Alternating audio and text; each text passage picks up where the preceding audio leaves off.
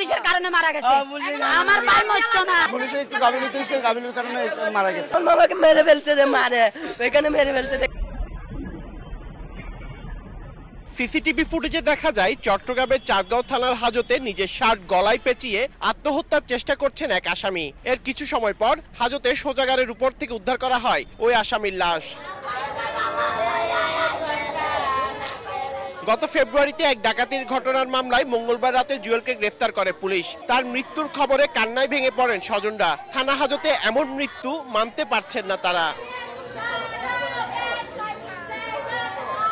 পুলিশের গাফিলতির কারণে জুয়েলের মৃত্যু হয়েছে বলে অভিযোগ করেন স্বজনরা। থানা হাজতে কিভাবে একজন আসামি আত্মহত্যা করতে পারে, নিরাপত্তা ব্যবস্থা নিয়ে প্রশ্ন তুলেন তারা। পুলিশের কারণে মারা গেছে। আমার ভাই মরতো না। আমার ভাইয়েরা সিলিন্ডার করতে দেয় না। পুলিশ তো অন ডিউটি পুলিশ ছিল, তো কেমনি মারা গেছে এটা ওরা দেখবে না। বাজাতে ইচ্ছা করলে বাজাতে পারতো। এখন ওদের পুলিশের একটু গাফিলতি হয়েছে, গাফিলতির কারণে মারা গেছে। নগদের কাছে সব গ্রাহকই প্রিয়, তাই তো সারা দেশে ক্যাশ আউট চার্জ সবচেয়ে কম। আমাকে মেরে ফেলছে, যে মারে এখানে মেরে ফেলছে। দেখেন ফাঁসিকে মারে নাই, যেটা সত্যি এখানে মেরে ফেলছে, যে মারে।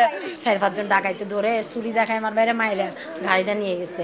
এই 1,45,000 টাকার দুঃখটাই আমার ভাইয়ের মনের ভিতরে আঘাত লাগছে বেশি। আমার ভাই এর জন্য সুইসাইড করছে। পুলিশ জানিয়েছে ভোরে হাজতে থাকা অবস্থায় ওষুধ চেয়ে পরিবারের সঙ্গে কথা বলেন জুয়েল। নিয়ম মেনে তাকে হাজতে রাখা হয়েছিল। সে বলে যে তার সকালে নাস্তা করার পরে কি প্রেসক্রিপশন একটা ওষুধ আছে, ওষুধটা লাগবে। তখন আমার অফিসার তাৎক্ষণিক তার বোনজামের সাথে কথা বলে দেয় এবং তাদেরকে বলছে যে সকালে তার ওষুধ নিয়ে আসবে। একটা পর্যায়ে আমরা 8টার দিকে আমি সংবাদ পাই যে সে হাজতে সুইসাইড করেছে।